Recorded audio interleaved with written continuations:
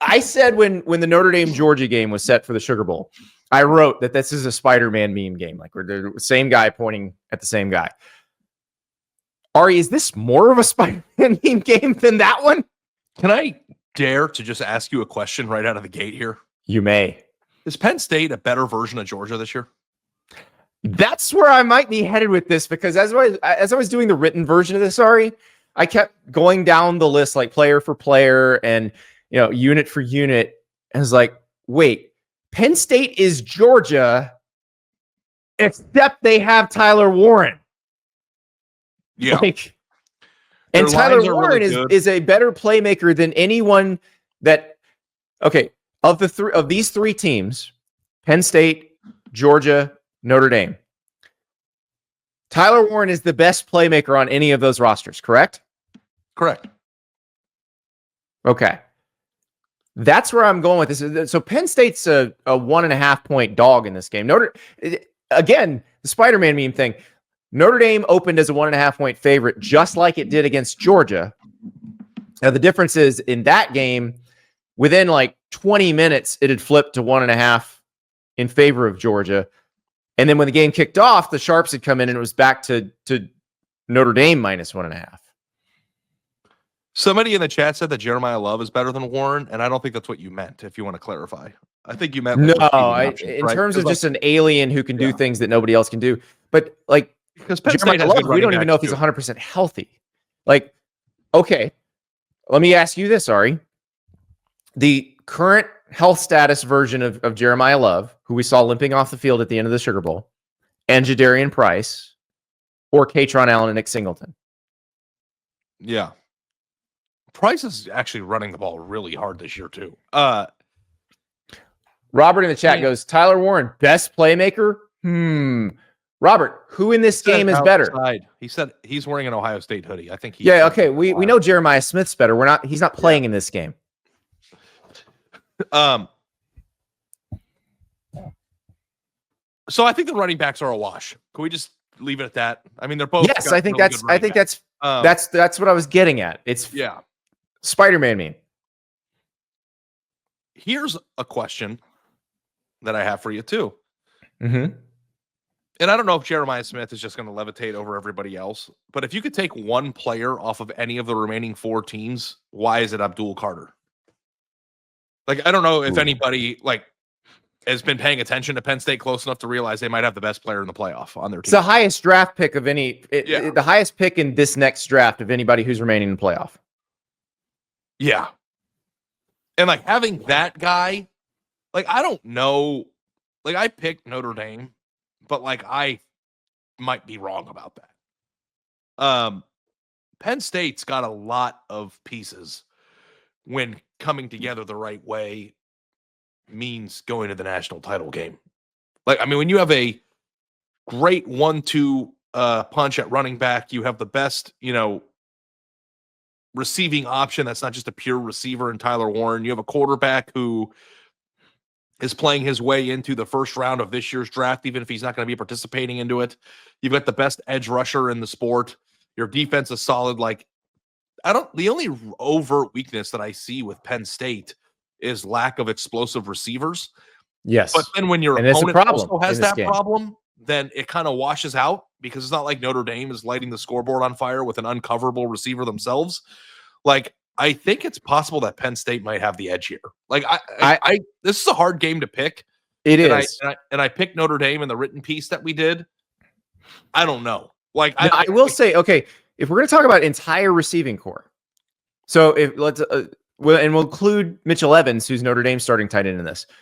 I will take Bo Collins, Jaden Greathouse, Jordan Faison, Mitchell Evans over all of Penn State's options. But on one play, I need this play, I'm going to Tyler Warren.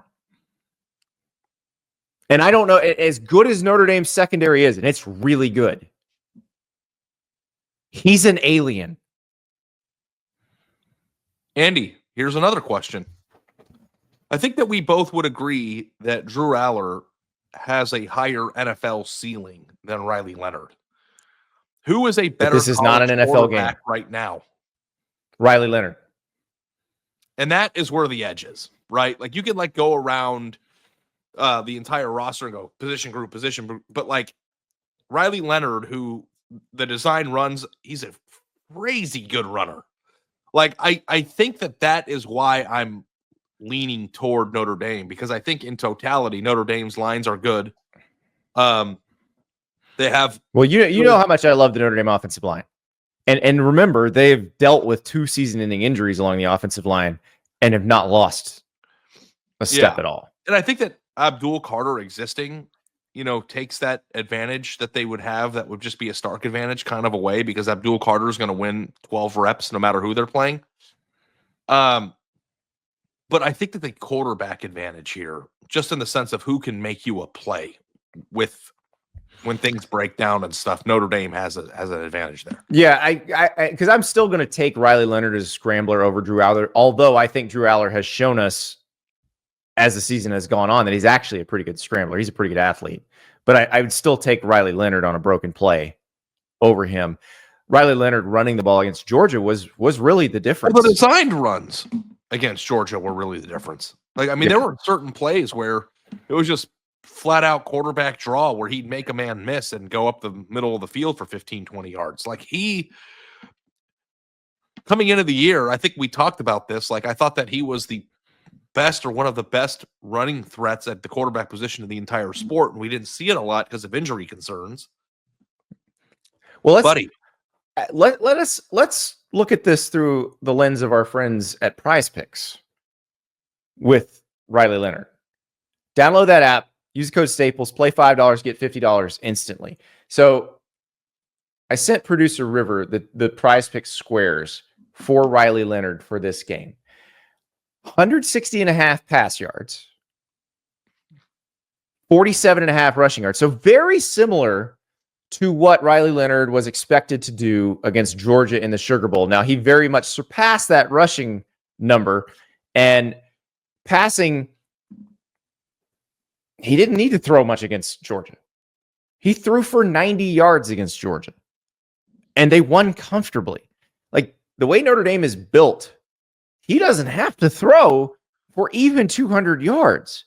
And Ari, given what we've seen from Penn State, this is not going to be a shootout, I don't think, as long as it doesn't get weird. So, I'm not even worried about him doing more than the 160.5, as long as he's more than 47.5. That's where I think Notre Dame's okay. Yeah, last week I think the PrizePicks number for his rushing total was 43.5, and he blew past it. Yeah, he had 80, I believe. And I think that Marcus Freeman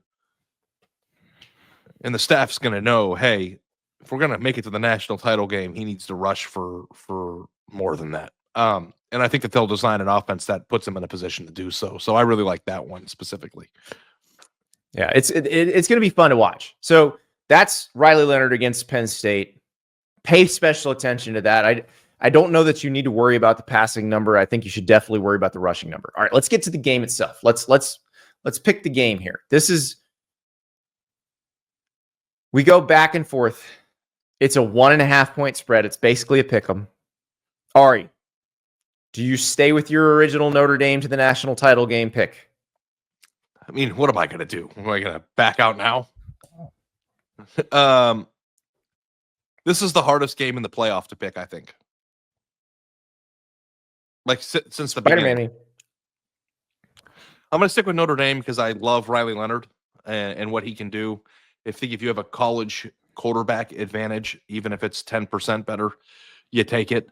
And, Notre Dame is just a solid, very good team across the board. And the thing that I think was really revelatory. And, truthfully speaking, we got to say this, Penn State is here in large part as a result of a very easy path. We've seen Notre Dame physically exist and win the physical battle with Georgia. In terms of what we know about these teams. And also beat an 11-win Big Ten team in Indiana. I don't care who Indiana played. Yeah. We don't know. We don't really know what Indiana was. What if Notre Dame just comes in here and bashes Penn State because they're They're used to this level of I don't know. I don't think that's going to happen because I think Penn I don't State. either. I think Penn State can exist in that type of game. I think it's going to be close. I like Notre Dame to win, and I think I like the under too. I love the under.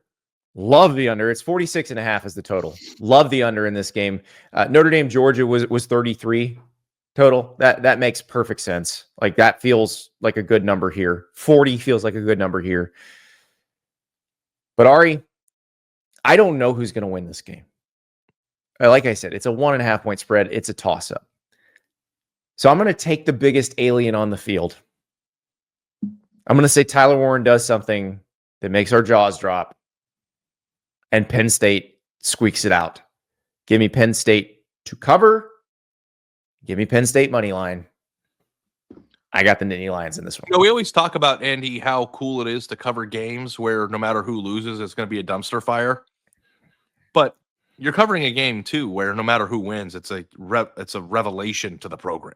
Like I think that like it's not always got to be the negative. Like this is huge for whoever wins this game is going to the national title game. They were not a team that even midway through the season, anybody but Ari had Notre Dame being this good all along. I don't think a lot of people did. And I don't think a lot of people were thinking Penn State after they lost to Ohio State would be in the national title game. But it's a coin flip game, and the winner is going to play for the national title. The thing that I think I have to say too, and we've mentioned it, but let's mention it again. Like all the Notre Dame predictions happened before their roster, like lost 4 really good players, and they still did it. If that gives you a sense of how well they've been built. So and how differently they've been built from the recent past. Yeah. So yeah, I agree. This is going to be such a fun game. I'm so excited. I can't wait. James Franklin, everyone's like, oh, it's a big game for Frank. Like, this is like the place where James Franklin does some crazy stuff, right? Like, James Franklin, people make fun of him for not being a good big game coach. And I think a lot of times when that becomes your reputation, people latch on to everything you do in every big game, and it gets like kind of overblown. Penn State got a little wonky with their offense against Boise, didn't they? Like, I don't know. Like, are you on alert for like who's got the coaching advantage here? Listen, James Franklin's been doing this a long time. He has. Marcus Freeman has not been doing this a long time. Now, I wrote this. Marcus Freeman has grown considerably as a head coach. The stuff he pulled with the running the punt team off, bringing the offense on to ice the game to get Georgia to jump, like it was beautiful. Like he had Georgia's sideline in a blender. But I've never been out on James Franklin. I've never been one of those people who's like, James Franklin can't do this. I always think if he keeps knocking at the door, I said this about Kirby Smart before he won the national title. Like, I feel like if you keep knocking at the door, you eventually get in. This is the first James time Franklin in a long time continually knocking at the door. Knocking on the door. I did once watch him throw a fade route to a 5'9" receiver on 4th and goal with a game on the line like 6 years ago. So, I don't know. No, stop bringing that up. Don't bring up the read option against Ohio State on 4th down either.